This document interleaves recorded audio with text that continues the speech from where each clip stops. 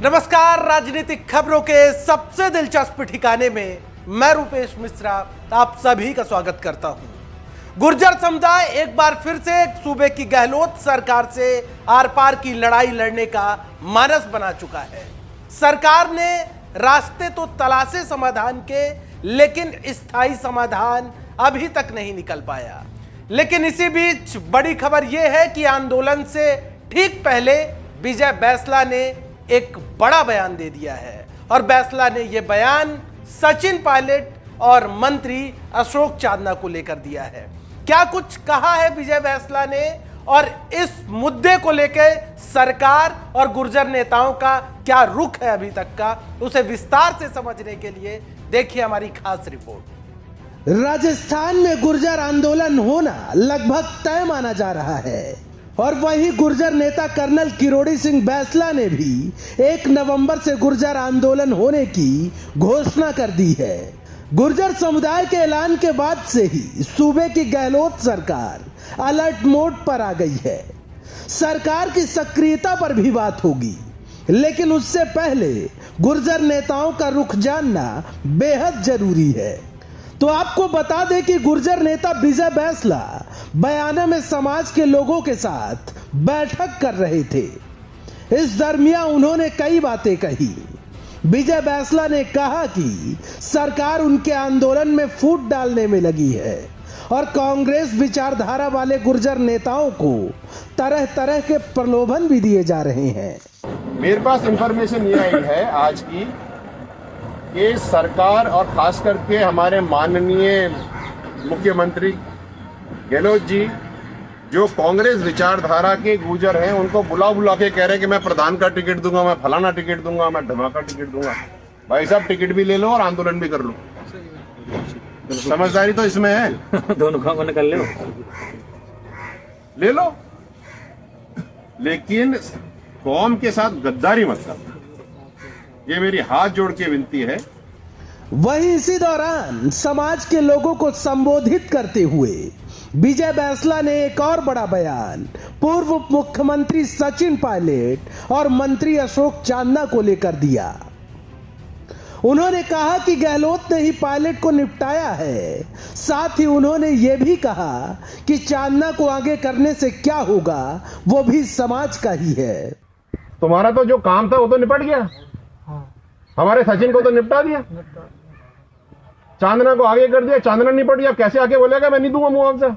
अब तो आपको नया आयाम शुरू करना पड़ेगा भाई साहब, और ये होगा 1 तारीख से। एक नई नींव रखनी पड़ेगी आपको भारत में और राजस्थान में। आपको बता दें, सचिन पायलट और मंत्री अशोक चांदना दोनों ही गुर्जर समुदाय से आते हैं। बहरहाल अब आइए आपको बताते हैं कि मौजूदा वक्त में सरकार गुर्जर आंदोलन को लेकर कितनी सक्रिय है। तो आपको बता दें कि पूरे मामलात को लेकर आज मंत्रिमंडल उपसमिति की बैठक बुलाई गई। ये बैठक मंत्री अशोक चांदना के आवास पर बुलाई गई। आपको बता दें कि इस बैठक में गुर्जर नेताओं ने हिस्सा नहीं लिया, जबकि सरकार का कहना है कि गुर्जर नेताओं को वार्ता के लिए न्योता भेजा गया था। वहीं गुर्जर नेताओं का कहना है कि सरकार ने वार्ता का कोई न्योता ही नहीं भेजा और अगर भेजते भी तो हम शामिल नहीं होते, क्योंकि अब वार्ता नहीं बल्कि सीधे आंदोलन होगा। वहीं बैठक के बाद मंत्री अशोक चांदना मीडिया से मुखातिब हुए और कहा कि क्या रास्ता निकल सकता है, उस पर अधिकारियों से चर्चा हुई। बैठक के बाद मंत्री अशोक चांदना ने सरकार की ओर से 3 प्रमुख घोषणाएं की। पहली घोषणा, 1252 लोगों को नियमित पे स्केल दिया जाएगा। दूसरी घोषणा, 3 गुर्जर समुदाय के लोग जिन्हें गोली लगी थी उनके परिजनों को 5 लाख रुपए का मुआवजा। तीसरी घोषणा, 9वीं अनुसूची में शामिल करने के लिए केंद्र को फिर से पत्र लिखा जाएगा। कुल मिलाकर अब गुर्जर समुदाय सूबे की सरकार से आर पार की लड़ाई लड़ने का मानस बना चुका है। बहरहाल अब देखना यह होगा कि सरकार समाधान का स्थायी रास्ता तलाश पाती है या नहीं। Bureau report, the fact India.